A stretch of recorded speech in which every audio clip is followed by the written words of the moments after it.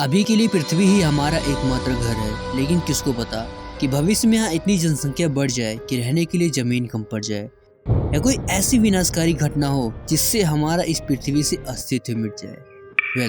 ऐसा होना इतना आसान भी नहीं, लेकिन इन सब अनहोनियों को सोचते हुए वैज्ञानिकों ने पृथ्वी से अर्जी 225 मिलियन किलोमीटर दूर मार्स पर हम इंसानों की बस्ती बसाने का मिशन शुरू कर दिया है। लेकिन अभी हमें इसमें सफलता नहीं मिली है, जबकि मून पर पहुंचे हमें 50 साल से भी ज्यादा हो चुके हैं और तब से लेकर आज तक टेक्नोलॉजी काफी डेवलप भी हो चुकी है। लेकिन ऐसी क्या अड़चने हैं जो हमारे इस मिशन मार्स में बाधा उत्पन्न कर रही हैं? तो आज हम इसके बारे में 9 बड़े रीजंस को जानेंगे कि क्यों मार्स पर जाना इतना मुश्किल है। मार्स पर मानव बस्ती बसाने का सपना बहुत ही बड़ा है, जिसको हासिल करने के लिए नासा, ईएसए, स्पेसएक्स जैसी स्पेस एजेंसियां लगी हुई हैं। इसके लिए वैज्ञानिकों ने मार्स पर 4 जुलाई 1994 को पहली बार सक्सेसफुल रोवर मिशन को भेजा था, जिससे कि वहां हमारे अनुकूल जलवायु का पता लगाया जा सके। हालांकि हम इंसानों ने अभी तक इस मंगल ग्रह पर कदम नहीं रखा है। इसका रीजन नंबर 9 है लॉन्ग डिस्टेंस। मार्स पर ना पहुंच पाने का मेन रीजन पृथ्वी और मार्स के बीच की दूरी है। इनके बीच की मिनिमम दूरी 55 मिलियन किलोमीटर है, जबकि मैक्सिमम दूरी 400 मिलियन किलोमीटर है। ऐसा इसलिए है क्योंकि पृथ्वी से मार्स की दूरी हमेशा बदलती रहती है, क्योंकि दोनों ही ग्रह अपनी अपनी कक्षा में सूर्य का चक्कर लगा रहे होते हैं। और जब ये ग्रह एक दूसरे से काफी दूर होते हैं तो डिस्टेंस बढ़ जाती है, और जब ये करीब होते हैं तो डिस्टेंस कम हो जाती है। और इसी दौरान मार्स मिशन का एक लॉन्च विंडो आता है, जब पृथ्वी और मार्स एक दूसरे के बहुत करीब होते हैं, और इसी दौरान रोवर या किसी स्पेसक्राफ्ट को मार्स पर भेजा जाता है, जिससे कि स्पेसक्राफ्ट के फ्यूल में कम से कम खर्च लगे। लेकिन समस्या ये है कि ये लॉन्च विंडो हर 26 महीने में एक ही बार आता है, और पृथ्वी से मार्स पर जाने में 5 से 10 महीने लगते हैं, और लौटने में भी 5 से 10 महीने लगेंगे, जो कि डिपेंड करता है रॉकेट टेक्नोलॉजी पर। लेकिन हम मार्स पर जाकर तुरंत वापस भी नहीं आ सकते। हमें मार्स और पृथ्वी के सही लोकेशन में आने के लिए अगली लॉन्च विंडो का इंतजार करना पड़ेगा। एंड ओवरऑल हमें मार्स पर जाकर लौटने में लगभग 2 से 3 साल लग जाएंगे, और इन 3 सालों में स्पेसक्राफ्ट में मौजूद एस्ट्रोनॉट्स की मेंटल और फिजिकल हालत बिगड़ सकती है, क्योंकि वहाँ कोई ग्रेविटी नहीं होगी, जिससे एस्ट्रोनॉट्स की बॉडी का कोई फिजिकल एक्सरसाइज भी नहीं होगा, जिससे ब्लड प्रेशर पर बुरा इफेक्ट पड़ेगा और इंसान बीमार हो सकता है। इसके अलावा इतने लंबे सफर में उनके पास पर्याप्त फूड भी नहीं होगा, और नहाने की तो छोड़ो, पीने के लिए पानी भी कम पड़ जाएगा। Reason number 8 advance technology. वैज्ञानिकों ने अभी तक रॉकेट टेक्नोलॉजी में कोई खास एडवांसमेंट नहीं किया है, जैसे कि fully reusable rockets, solar energy से चलने वाले रॉकेट्स, या कोई हाई फ्यूल एफिशिएंट रॉकेट जिससे कि मार्स पर जाकर लौटा जा सके। दरअसल जिस रॉकेट का यूज हम करते हैं उसका साइज बड़ा होता है। उसके ऊपरी हिस्से में एक कैप्सूल होता है जिसमें क्रू मेंबर्स बैठे होते हैं, और बाकी के पूरे रॉकेट में इंजन एंड फ्यूल्स भरे होते हैं। लॉन्च के बाद जब रॉकेट ग्रेविटी से बाहर निकल जाता है तो इसके अनयूजेबल पार्ट्स अलग होकर जमीन पर गिर जाते हैं और ऊपरी हिस्सा स्पेस में चला जाता है। इसलिए इसका दोबारा से यूज नहीं किया जा सकता, जिसके कारण ये बहुत ही एक्सपेंसिव हो जाता है और हमें फिर से स्पेस में जाने के लिए दूसरा रॉकेट चाहिए होगा। लेकिन अगर हमारे पास कोई फुल्ली रियूजेबल रॉकेट हो जो इंसानों को स्पेस में छोड़कर दोबारा लौट सके, तो इससे स्पेस या मार्स पर जाना आसान हो जाएगा और कॉस्ट भी कम लगेगा। हालांकि इसके लिए रियूजेबल रॉकेट्स बन चुके हैं, जैसे कि स्पेसएक्स का फाल्कन 9, जो कि अर्थ के ऑर्बिटल एरिया तक ही जाकर वापस आ सकता है। और मिशन मार्स के लिए इलोन मस्क का दूसरा रॉकेट अभी डेवलपमेंट फेज में ही चल रहा है, जिसका नाम है स्टारशिप लॉन्च व्हीकल। इसका पूरा रॉकेट लॉन्च के बाद धरती पर आ सकता है। स्टारशिप बहुत ही बड़ा और शक्तिशाली रॉकेट है, जो क्रू और कार्गो को मार्स तक ले जाने की क्षमता रखता है। और स्टारशिप का अगला टेस्ट लॉन्च 18 नवंबर 2024 को होने वाला है, जिसमें इस रॉकेट के अलग अलग कैपेबिलिटीज को परखा जाएगा। लेकिन इन सब के बावजूद भी और भी परेशानियां हैं, जिसका रीजन नंबर 7 है body damage and medical help. Mars पर कोई भी मैग्नेटिक फील्ड नहीं है जो हमें हार्मफुल सोलर रेडिएशन और कॉस्मिक रेडिएशन से बचा सके। इसलिए मार्स पर यात्रा करने वाले एस्ट्रोनॉट्स को कैंसर, नर्वस सिस्टम का डैमेज होना और इम्यून सिस्टम कमजोर होने का खतरा बना रहता है।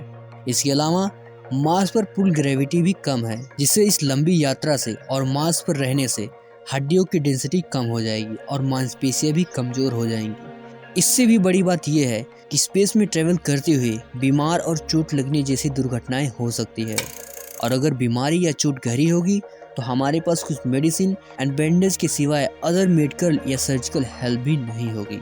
Reason number 6, food. मार्स पर इतनी लंबी दूरी तय करते हुए हमें फूड को खाने के लिए लंबे समय तक अच्छी स्थिति में रखना होगा। इसलिए हमें ऐसे फूड्स की ज़रूरत होगी जो लंबे समय तक खराब ना हो और जिसे कम जगह में स्टोर किया जा सके। और मान भी लीजिए कि हम मार्स पर पहुंच गए तो फिर हमें वहां के लिए सभी प्रकार की न्यूट्रिएंट्स एंड फूड की ज़रूरत होगी, जो कि शिप में ले जाना बहुत ही महंगा और मुश्किल होगा। दूसरी ओर मार्स का ऐसा वातावरण भी नहीं है कि हम वहां अनाज या सब्जियां उगा सकें।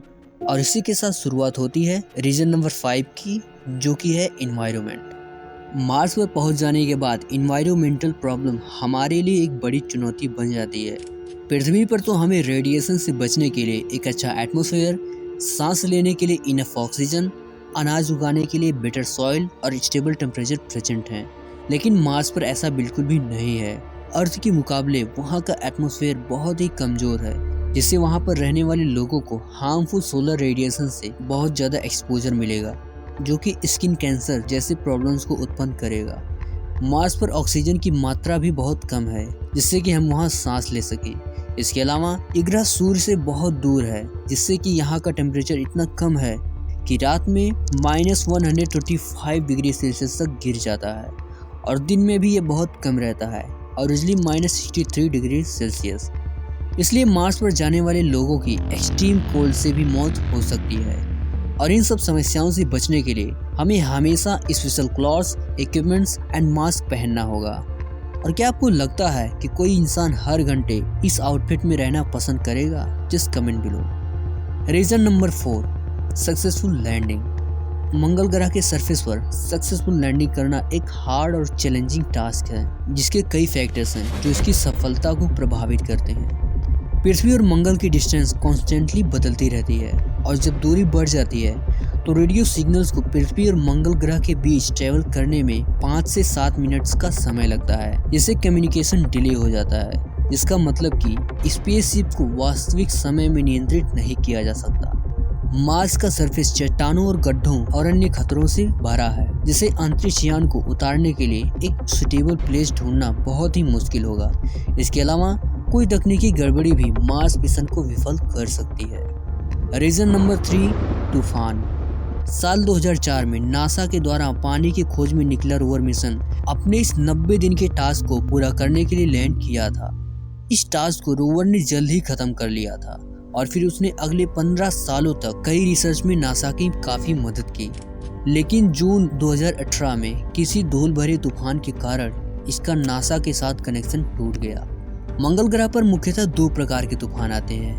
पहला वे जो साल में कई बार आते हैं। ये छोटे स्तर के तूफान होते हैं जो मंगल ग्रह के छोटे छोटे क्षेत्रों को प्रभावित करते हैं। और शुक्र ये है कि ये तूफान हल्के और कुछ घंटों से लेकर कुछ दिनों तक ही होते हैं। दूसरे टाइप के तूफान वे हैं जिसने रोवर को खत्म कर दिया। धूल के तूफान इतने बड़े होते हैं कि पूरे ग्रह को ही ढक लेते हैं, जिन्हें ग्लोबल डस्ट स्टॉर्म भी कहा जाता है।